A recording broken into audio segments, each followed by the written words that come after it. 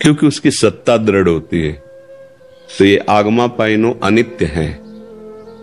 अगर इनको हम बार बार चिंतन करेंगे, इनकी वार्ता करेंगे, तो हमारा हृदय इनमें आसक्त हो जाएगा, इनमें महत्व बुद्धि हो जाएगी, इनकी सत्ता दृढ़ लगेगी, और यही हमारा नाश है, यही हमारा पतन है। विषयों का चिंतन, विषयों का भोग, विषय वार्ता, विषय लालसा, यही हमारी बार बार जन्म और मृत्यु का कारण, दुर्गति का कारण यही है। इसीलिए इनकी ना तो वार्ता करनी है, तो बोधयंता परस्परम, भगवान कहते हैं परस्पर मेरी वार्ता करो, तुम्हारी वाणी पवित्र हो जाएगी। अगर आपको भोग चाहिए तो जो भोग प्रभु को समर्पित किए जाते हैं, प्रसाद बनाकर उनका सेवन करो। दोस्तों, राधे राधे बोलते रहें और बाबा जी के प्रवचन को आगे बढ़ाते रहें। धर्म युक्त, धर्म की सीमा के अंतर्गत भोग, तो वो किसी से कहने की जरूरत नहीं है, भगवान से भी मांगने की जरूरत नहीं है। क्यों? क्योंकि भगवान से हम सत्य वस्तु मांगे कि भोग मांगे। एक जैसे गरीब आदमी है, वो किसी चक्रवर्ती सम्राट के पास जाए और उससे कहा जाए तुम्हारी जो इच्छा हो मांग लो, कहेगा 1 साल का भैंस गाय का चारा दे दो, 1 साल की रोटी की व्यवस्था कर दो। पर ये नहीं समझ रहा कि चक्रवर्ती सम्राट अगर वो ये बोल दे कि आपको जो भावे सो दे दो, तो इतना दे देगा कि तुम जीवन भर खा नहीं पाओगे।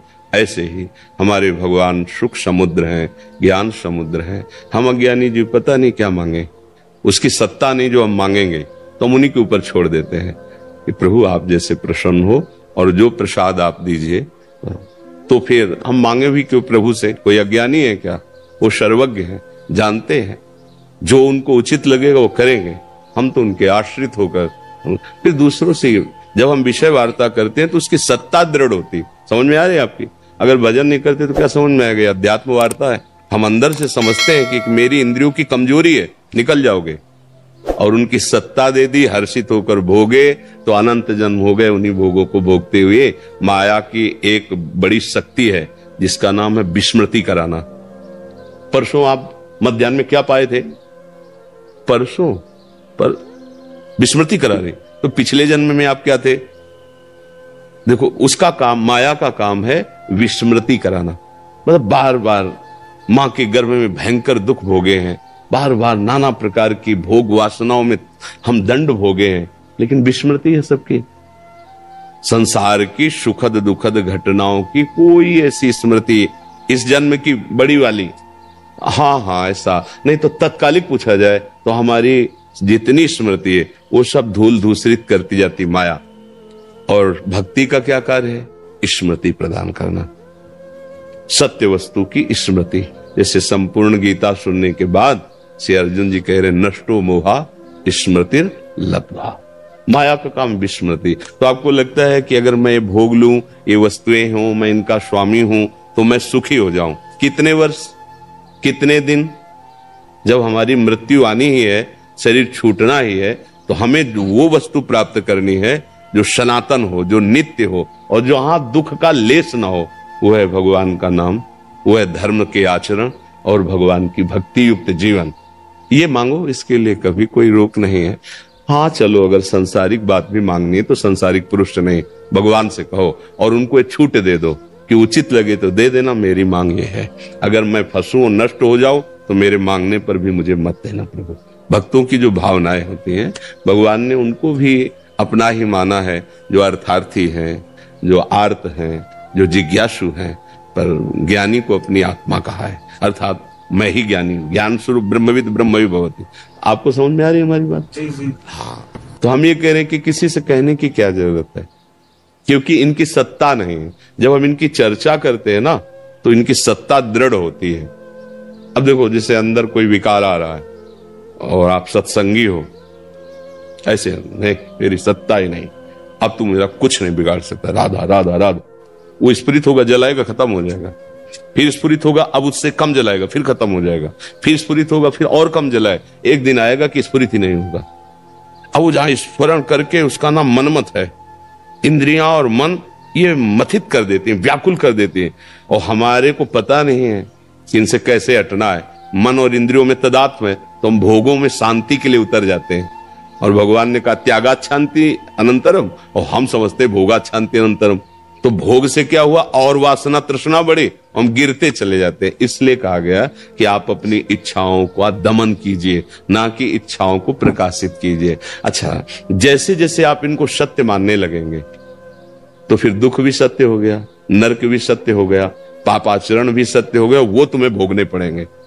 बिल्कुल आप ये समझो कि आप जैसा सोचोगे वैसा बन जाओगे, जैसा सोचोगे वैसा दिखाई देने लगेगा। ये जादू का तमाशा है, भगवान की माया का ऐसा जादू है, तुम जैसा सोचोगे वैसे तुम्हें अनुभव में आने लगेगा, और जैसा तुम्हारा भाव होगा वैसे तुम्हें दृष्टि प्राप्त हो जाएगी। जैसे मानो कामी पुरुष है और उसकी दृष्टि चाहे किसी को भी देखे वो अपनी कामना से युक्त देखेगा, निष्कामी पुरुष है वो अपने भाव से, और जो भगवान का प्रेमी है वो सर्वत्र भगवान देख रहा है। नहीं देख, जड़ चेतन जग जीव जत सकल राम में, सीय राम में सब जग जानी, चिद चिद लक्षणम सर्वम राधा कृष्णमयम जगत। हमको क्या दिखाई दे रहा है, स्त्री पुरुष जड़ चेतन, हम जैसा ये यथा माम प्रपद्यन्ते तास ततै भजाम्यहम्। अगर आप भगवान को विषय मानकर भजोगे तो विषय दिखाई देगा, ब्रह्म मान के भजोगे तो ब्रह्म दिखाई देगा। है वही, दूसरा नहीं, जाकी रही भावना जैसी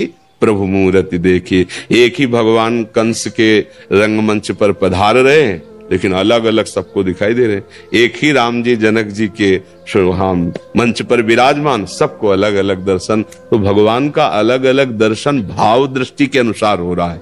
तो हमारी दृष्टि कैसी, जैसा हमारा चिंतन होगा, जैसी हमारी वासना होगी। तो हमारी वासना गंदी है, शरीर भाव है, भोग में सत्यत्व सुख बुद्धि है।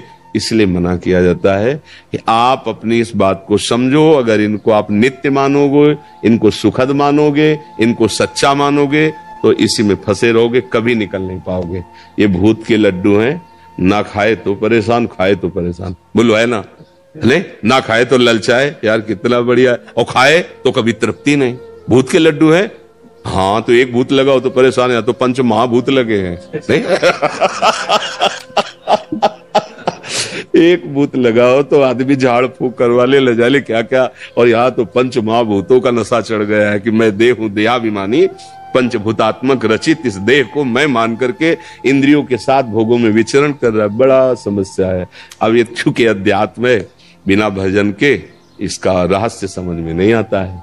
सत्य मार्ग का अवलोकन, सत्य वार्ता, ये तो भगवान की कृपा है कि आप यहाँ सुनने आए हो, यहाँ बैठने आए हो। नहीं, सत्य शास्त्रों के वाक्य और संत जो भगवत अनुरागी जन है उनका सत्संग बड़े दुर्लभ हैं। अगर आ भी जाए तो कुछ ले नहीं पाते, तर्क वितर्क देहाभिमान, और अगर पकड़ ले महत्संगस तो दुर्लभ हो पर अगम्यो दुर्गम हो। अगर आप उनकी बात समझ गए तो अमोघस्य है, निश्चित आप परमानंद में डूब जाएंगे। देखो जब पारस मणि मिल गई तो 100-200 ग्राम सोने की कोई बात रह जाती है क्या? पहाड़ बना लो, पूरी सृष्टि बनाने वाला प्रभु अगर मिल जाए तो आपके पास कमी क्या रह जाएगी? तो हम घाटे में हो जाते हैं। जब प्रभु से कहते हैं कि हमको ये वस्तु दे दो, ये पदार्थ दे दो, तो हम घाटे में हो जाते हैं। जब 10,000 वर्ष तपस्या की श्री करदम जी ने, भगवान प्रसन्न हुए। भगवान ने कहा क्या आपकी इच्छा है? तो उनका हमें पत्नी चाहिए। तो भगवान के आंसू आ गए, उसी से बिंदुसर बना। भागवत में पढ़ के देखना, बिंदुसर का जो प्रादुर्भाव हुआ भगवान के अश्रु से हुआ। कि गजब है, मेरी प्राप्ति के बाद भी है। तब कहा कि ठीक है, आपने पत्नी के लिए मेरी आराधना की तो विश्व सुंदरी और परम पावन करने वाली महाराज मन और शत्रुपा से प्रकट देवहूति नाम की कुमारी आएंगी और तुम्हारा वरण करेंगी। और फिर आगे वाली बात स्वयं कह रहे हैं कि मैं स्वयं पुत्र रूप में आऊंगा और तुम्हें उपदेश करके तुम्हारा उद्धार करूंगा।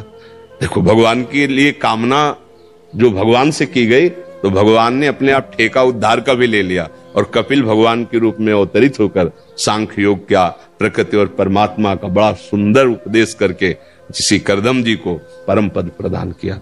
तो अगर हम कोई चाह भी करें तो भगवान से करें और भगवान के ऊपर छोड़ दें, तो वो चाह के साथ, जैसे संखिया जहर है तो मर जाएगा, पर जैसे दमा आदि बड़ी बड़ी बीमारियां हैं, जब वैद्य उसे शोध कर अन्य औषधियों से मिला के देता है तो रोग निवारण, ऐसे विषय हमें मार देगा। और वही विषय जब भगवद अर्पित प्रसाद हो जाता है तो तो प्रसादे सर्व दुखानां महानिरस्य उपजायते, इसलिए रोकते हैं कि असत वस्तु की सत्ता को दृढ़ मत करो। ना सतो विद्यते भाव, ना भाव विद्यते सता। समझ पा रहे आप जी? राधा राधा। वीडियो को लाइक करें और चैनल को सब्सक्राइब करें और राधे राधे कमेंट में जरूर लिख दिया करें।